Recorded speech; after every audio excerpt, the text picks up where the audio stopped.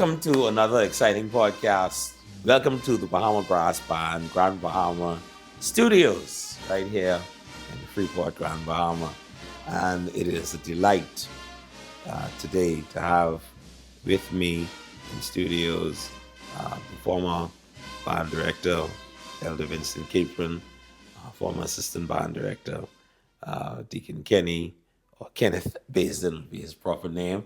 We call him Brother Kenny, or Tiger, Saki.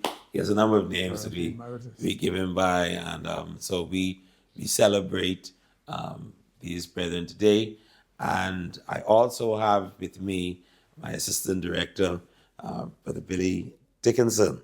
Of course, I'm Bishop Harry B. Morris, and we make up the Bahama Brass Band. We're a part of this good machinery that God has given to the church and has given to the Commonwealth of the Bahamas, and by extension, the world.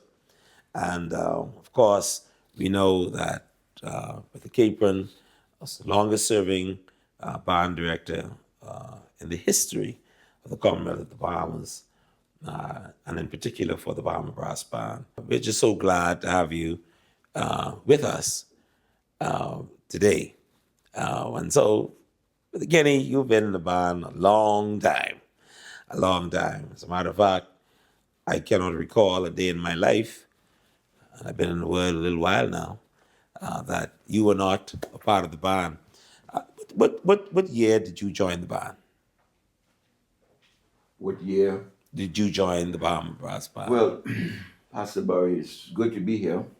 My memory served me right. I joined the band in Abaco. At that time, they had the band called Church of God of Prophecy Band. That's what they call it in Abaco, Lake City. Mm-hmm. And I was a teenager, and I started out basically. Let me retract before I even get there. Mm-hmm. You asked me what year I joined the band. I was born in Turks and Caicos, right? Mm-hmm. And I left there in 1955, and we went to Pine Ridge. My father was employed with Abaco Lumber Company, better known as Owens, Illinois Company. Right. And as a little boy, 6 years old, going into Pine Ridge, after the lumber got sort of low in Pine Ridge, we migrate to North Riding Point. This is where they have the big celebration place. Well, no, celebration is way below that, but right. North Riding Point is where we end up. And they started a small band there. A few brothers older than myself started there. And we moved from North Riding Point to Lake City, Abaco. This is when I joined the band as a teenager. Okay. And from there, and I would say I returned back to Grand Bahama in 64. Mm-hmm.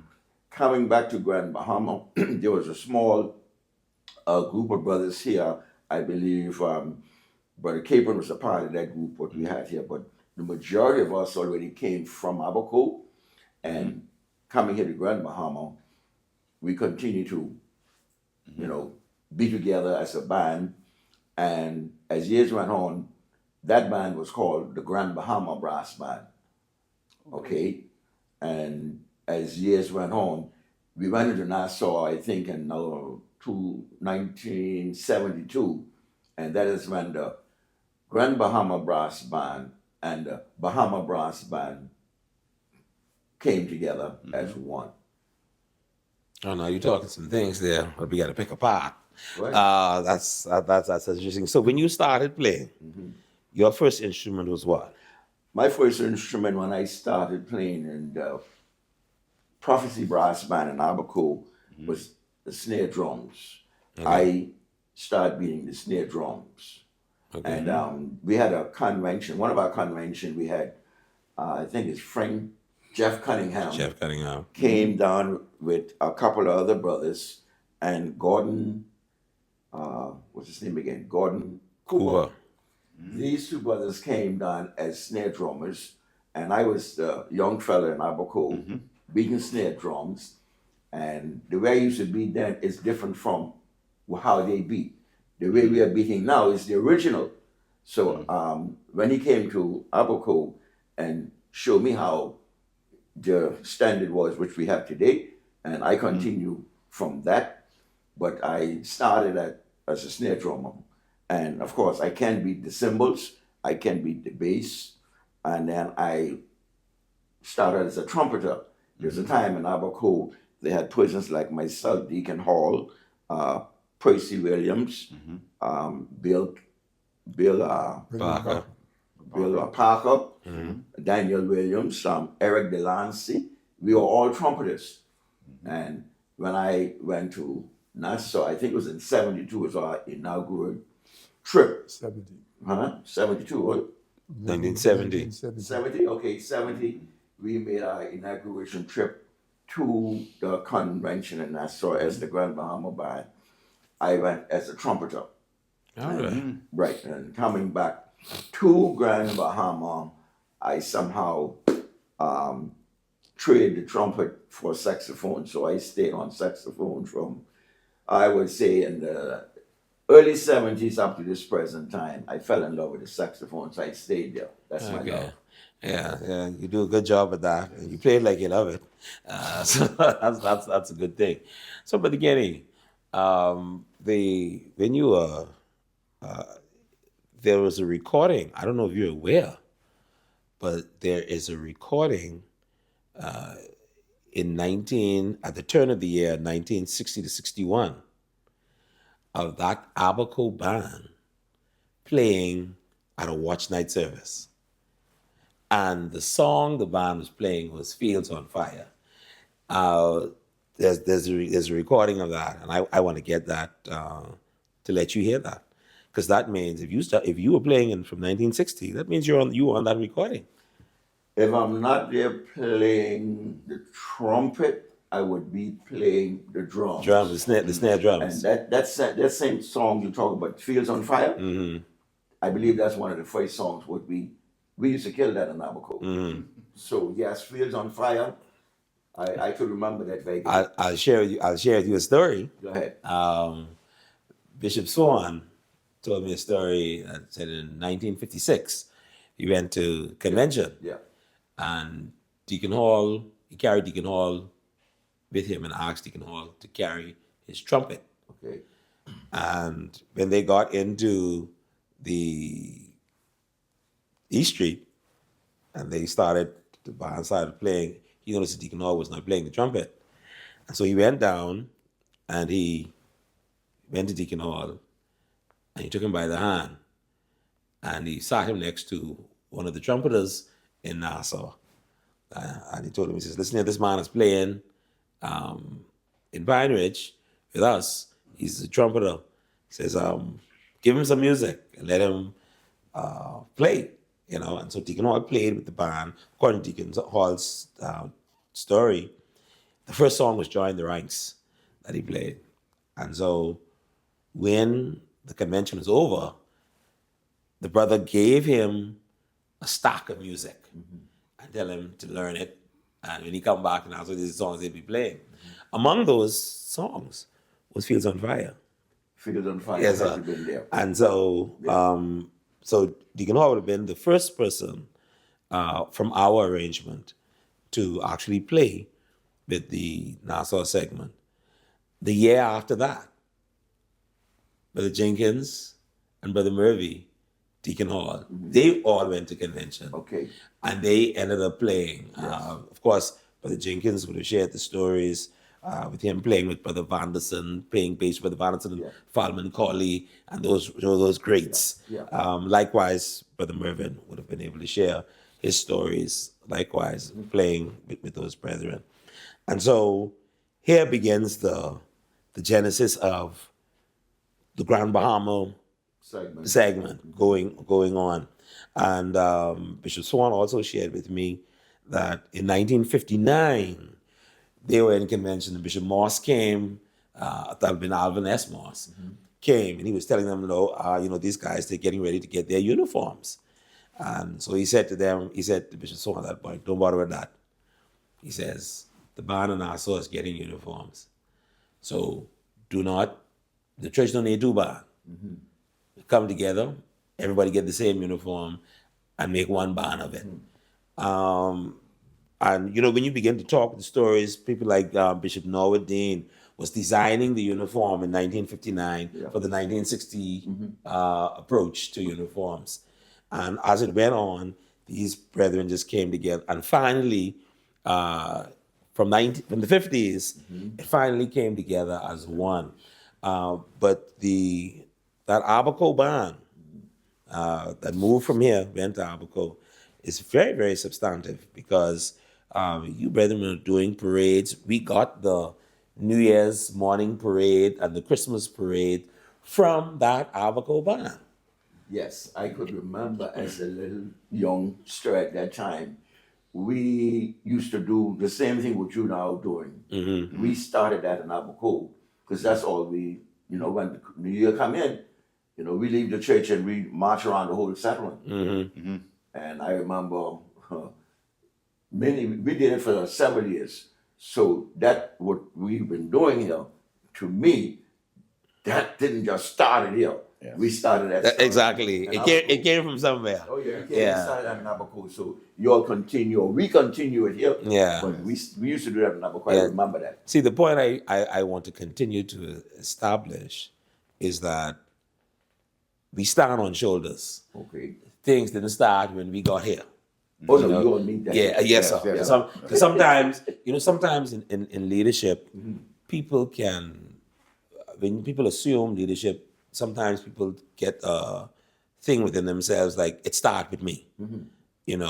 We came here, we met you brethren doing things. And so that very thing that you started in Abaco came to Grand Bahama.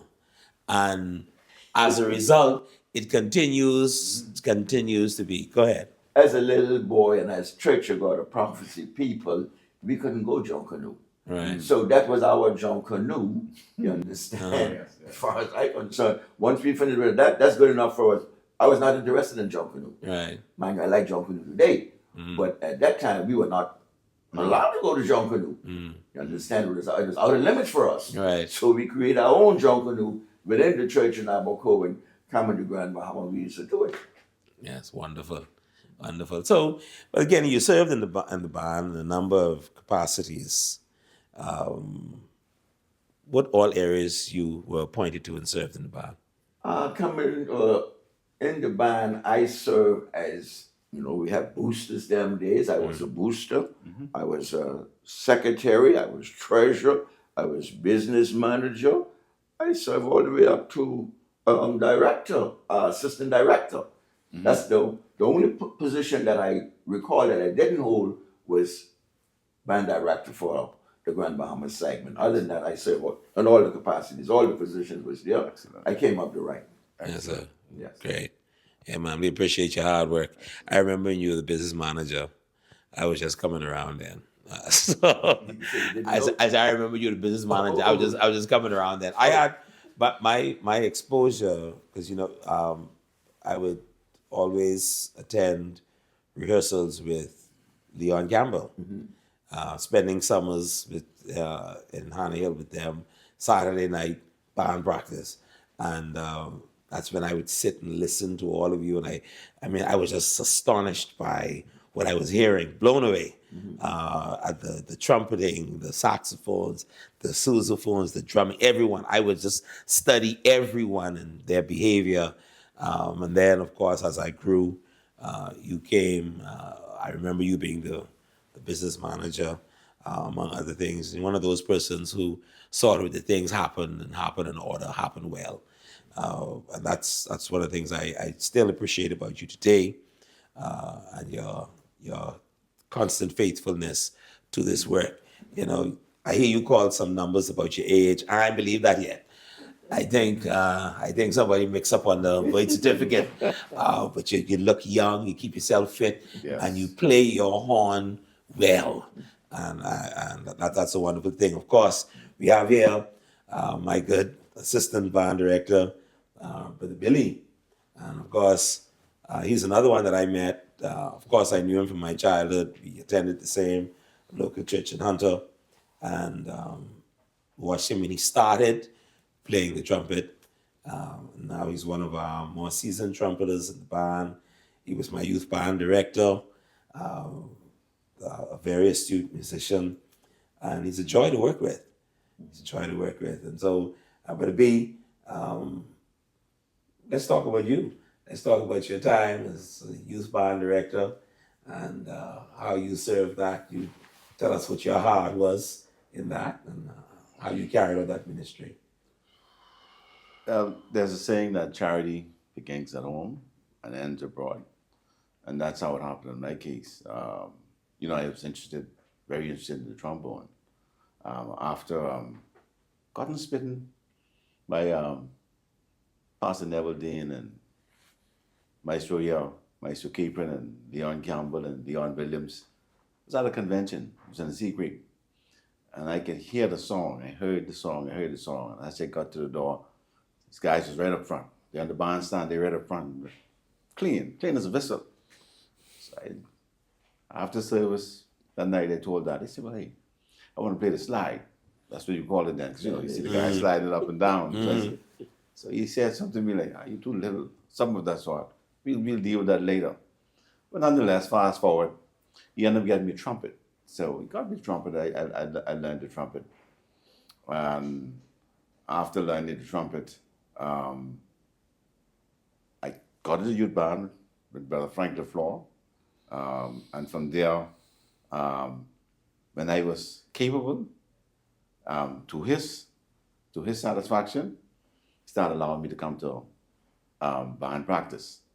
And so at the time, he whispered some stuff to Brother Capron. And so lots of times when we had new songs, Brother Capron would just tell me, say, play the song so everybody could hear it. So I was one of those persons who would say, play the song so everybody can hear it. And then we all take our parts from there. And so from there, I got my brothers. I got them to play. So I started teaching them, being inspired to teach them because it was something good. And I wanted all of them to have the same experience that I have. And so I bought them instruments and I taught them. And after doing so, for whatever reason, the Lord laid on Brother Capron hard to appoint me after Brother LaFleur as the youth band director. And it was a very good experience. I learned a lot. And of course, I had a slew of young guys who were willing and very eager, like yourself. I had my brothers Scott, Kenneth Obel, Ambrose, Yuri Bodie, Benton Henfield, Tyrone Musgrove, Eglin Grant, Sean Nyburn. Sean Nyburn. And Oscar, and also Kevin Hall, and Philip Morris. So it was a big, Everett and Derek Stubbs. So it was a good sized youth band. Yeah. So list goes on. Yeah, lots of young guys, and they were all eager to play. And so what I did with the youth band, I followed the same pattern as I saw the senior band did, Bahama Brass Band did. And what I mean by the same pattern is the persons that I had then, I used them as officers. He was one of my officers. Okay. So I didn't get any outside help. I did my best to train them. And of course, like we say, we're all watching the senior band, what you guys did in the senior band. And so they learned from that. And so it's a very, very good experience. I remembered the brethren were excited. The young boys were excited. We made our first trip to the General Assembly. Yes. And it was the first time we had uniforms. So we got the uniforms. The same uniforms the Nassau segment had. And we furnished the youth band. We went to the assembly. We had a very, very good time. Yes. And so that youth band was a very, very exciting time for me. Good experience. And I really learned a lot. And now you became the assistant band director for the Bahama Brass Band which year? That was 2010. 2010. and we've been serving together from that time to this. When we come back, we're going to be talking about our experiences in the band, in band travel, certain places, and the things that we've experienced. This band has been called to the world, and we want to impact the world with our music. And so we've traveled together, had some wonderful experiences together, and we're going to share some of that when we come back in a moment. So pay attention to the commercial and to the band playing, and we'll be back to share with you some more. Grand Bahama, get ready to march with a shout. The Bahama Brass Band presents a musical event like no other with a Shout Wheel March, a historic celebration of 170 years of passion, purpose, and powerful praise. 100 years in Nassau, 70 years Grand Bahama. Featuring a rare and electrifying performance by the Trinidad and Tobago Police Force Band, all-female contingent, bold, brilliant, and unforgettable, at the Grand Lucayan Ballroom at 7 p.m. Saturday, September 13th, 2025. Tickets are $20 in advance and $25 at the door. Seating is limited and this will sell out. Tickets are available at 17 Shop and Frank's Ice Cream downtown Freeport. A night of rhythm, reverence, and revival. Don't miss it. Let the drums roll, let the horns soar, and the spirit move. This is more than a concert. It's a call to celebration.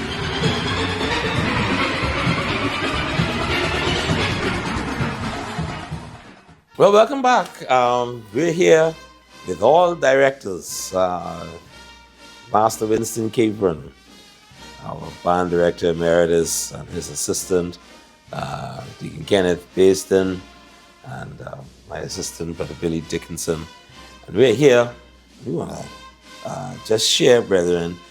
We were talking while we were off on commercial break concerning the trips that we've been on. The band has traveled to so many places, Canada, the United Kingdom. The band has traveled throughout the United States, California, Texas, up and down the East Coast, North Carolina, throughout Florida, New York, Peru. Yes, sir. England. Yes, sir. We went to South Africa, motherland, went to Cuba. Throughout the Caribbean, the Virgin Islands, both U.S. and British Virgin Islands, St. Kitts, Antigua, Montserrat. Boy, we've been some places. Yeah. And Turks and Caicos, of course, over and over England too. again. England. Yes, sir. We went to the United Kingdom. Yes, England. Yes. And so let's start from you, Brother Guinea. Tell us some of your favorite moments on traveling. Pastor Barry I had so many experience, memorable ones really. But I will single out the one when we went to Houston. I think it was in 2019. 2019, right after Hurricane Dorian. We happened to play at a huge parade that I've seen in Orange Bowl and other things. Yeah, that was the Thanksgiving parade. That is what? Thanksgiving. That was Thanksgiving. Yes. Yeah, and that was huge. To see the Bahama Brass Band in something like that. That was exciting. But on that trip, I will always remember we were invited to the prison, maximum security. I believe they are all people who really. Oh yeah. Yeah. Oh yeah. when they won't put you away, that's where you go. And we were invited. Yeah, because the prison was in nowhere. Yeah. Yeah. I mean, it was out of limits to the general public. We had to go through so much security to get there. But after getting there, even me myself, I was afraid myself.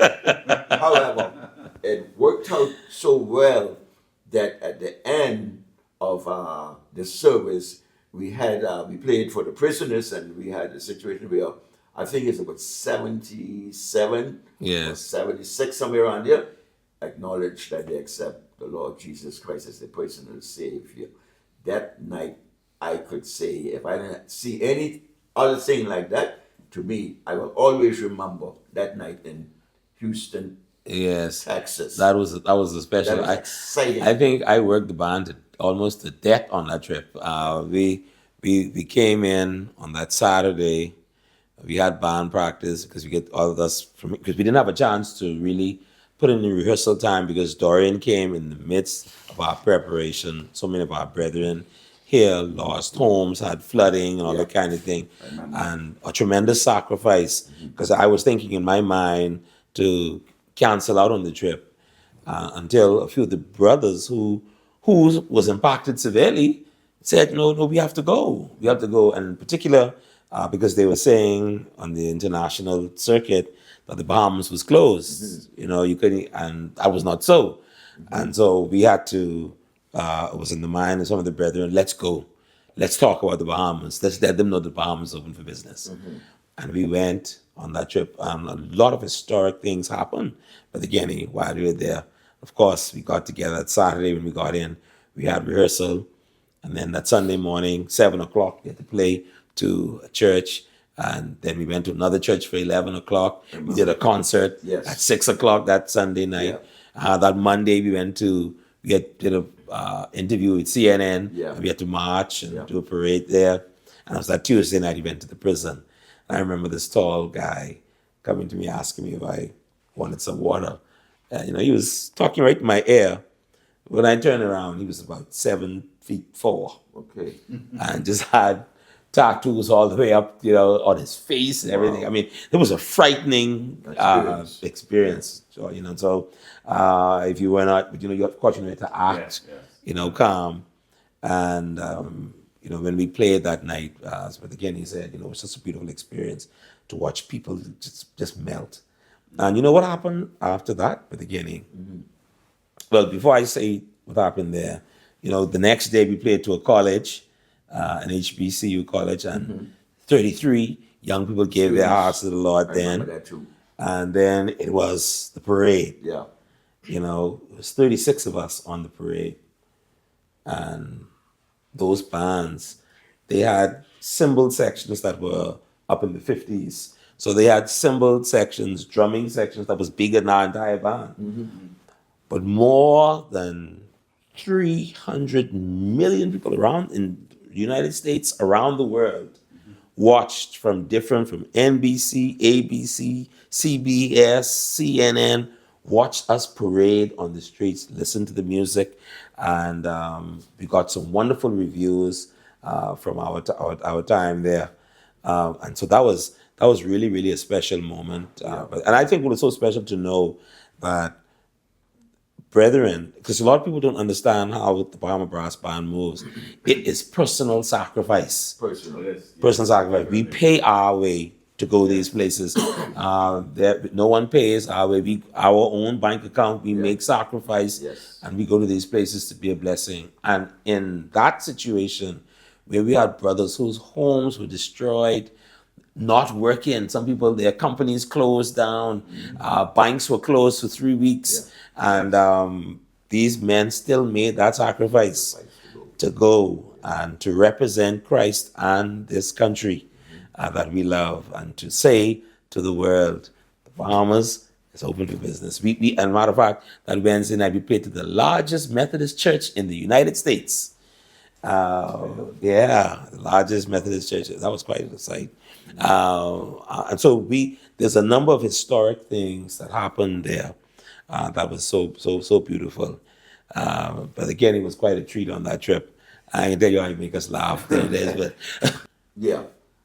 Talking about history, let the history be known that the band man in this group, Bahama Brass Band, the man was responsible for closing down McDuffie's in Cleveland, Tennessee.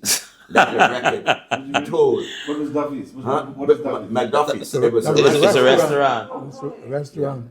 No, whenever you're ready, we gotta just throw that one in there for a little. Yeah, they had eaten.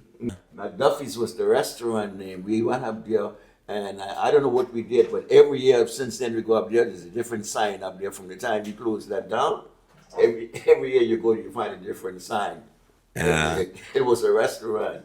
Bishop Moss says Band went to New York, and the overseer get happy. They did a parade. He got all excited. Said, "Oh, I'm gonna treat the guys." Yeah, I hear about that. I Bishop wasn't here with that. Bishop Moss argued, like, "You sure you want to do that?" Yeah. Say, man, when them fellas finish and he get the bill, so he put up his credit card. Decline. They lock us up. The man locked the door. They lock us up. Said, yeah. Have I been there? I didn't go to that. Yeah, man. I've been in New York 3 times with the band before. We're going to Connecticut. Only a few places in the band, and I haven't been with the band. Go ahead. The people, they come in, they say, ain't nobody stopping them. They sit down there, everybody order what they want. But I think, who's this spot? I wonder if Daniel was there. I'm thinking Daniel. I think. There was a thing called the banana split. Everybody was eating banana split as a dessert after the main course. And the waitress say, we have some banana split. One banana split, we see we was other than like medium or small banana split, and it was fine. But I want to be sure. I think it was Daniel was there. Daniel Robinson. Anyway, whoever brother was say, he said, I want a large one. The waitress say, you sure? Say, I want a large one. So you sure? So, they want to bring a big pot of bananas. Bring a pot. Call Daniel tonight. Don't call him because Ask me if you remember that. let me clear up but you could ask him if he was there, and I don't want him. I go. Be You gotta careful. remember. Be careful. If you're a large, you gotta remember that. I'm thinking. I want to be sure. I ain't sure, so don't bother. That's all right. But of course, Listen. You sure you can have a banana split? That's what she said. Yeah, I can have this. You put a big pot in front of him, if whoever the person was. He said, then you do so. He started laughing. I said, but everybody laugh. But you get all that night. You get all that night. Oh my God. And he only got the touch that everybody else, because the stomach was not full. Everybody takes a bit. Everybody, man, that time, everybody is now. Then everything was over, and the woman brings the big bill. The bill. The bill. The bill must be that's a different story The there. bill must be $12,000. That's big, man. Baby, You gotta remember that. hey, give me the check. Oh, you mean the whole bill? Yeah, Yeah, everybody's bill, yeah. everybody's good. Let me go on to the bar to pay. Man, the overseer, I think it was Brother Jones. Oh, was there for Yeah, Joe The overseer Trump. in New York. New York. Listen, when we present the bill to the cashier, when we call a big amount of money, if he ain't got a quarter of that. So, you're serious? You serious? This is what it costs. Come on, cough up the money, cut the money, all of this stuff. And that brother over there, he had a big banana split. So, they said, okay, lock the door. That time church supposed to start about 7 o'clock. They locked the door with everybody He locked the inside door. until they get their bills We paid. must be get to church until 9 o'clock. Lee was held hostage. And the brother got on the phone, he called every bishop in New York, maybe the president in New York. Bring the money, we lock up. That in the Bahamas where they know people who say, well, I know you all, you can come later. We don't know you. Yeah, the band guys work up a healthy appetite. And the thing about not only the band guys, there was some band guys wouldn't have been too bad, but they would have been surprised. It would have been more than they thought. But everybody has that. They play, they eat a lot of food. But the Kenny them they ate the restaurant in Tennessee or the house and home. No, would you call that? Brother Roy. McDuffie. Yeah, but you know, Brother Roy always had a big I appetite. give Brother Roy that one. I think it's him clean up Brother Roy and some of the guys from Nassau. They shut down the place. Yeah, and so when you travel, you always have these funny Beaches. experience. Beaches. You remember when we went to Peru? Yeah, While we were on the parade, this couple just got married. I remember that. Yeah, and they came. Yeah. They came and joined us on the parade, and they marched with us Yeah. for a spell while we were on the parade. That's right, Yeah. So I think that. Excited. Yeah, I think that march would ever be blessed. That's the first time we ever had a bride and groom parade with us, and so we have some wonderful experiences. Yeah, plenty. Yes, and fellowship where we could play the music that we play, be with one another, and just share in the way. I mean, that's real brotherhood. Yeah. Yes. That we experience. It's a wonderful fellowship with the brethren, Grand Bahama and New Providence. Well, we're grateful to be able to spend some time with our elders here, Brother B. Oh, yes. Yeah, Very, very Oh, yes, and so we thank you for spending time with us, Minister Genny and and Elder Capron. We appreciate both of you, and something, the honor of playing with these men who have paved a wonderful way for us. Of course, we are their immediate replacements. Yes. And so we stand in a good spot. Very. And you brethren are to be commended for laying a wonderful foundation for us to build upon. We appreciate you. And so once again, we're looking forward, it's concert time. Oh, yes. And we're looking forward to seeing all of you. Tickets only $20. This is a $500 concert. Tickets only $20. And we want you to be a part of this event on the 13th of September, Saturday evening, the 13th of September. It's going to be the Trinidad and Tobago Police Force Band, along with your band, the People's Band, the Bahama Brass Band. Oh, man, this is going to be a time. And you don't want to miss it. Listen, you don't want to miss this.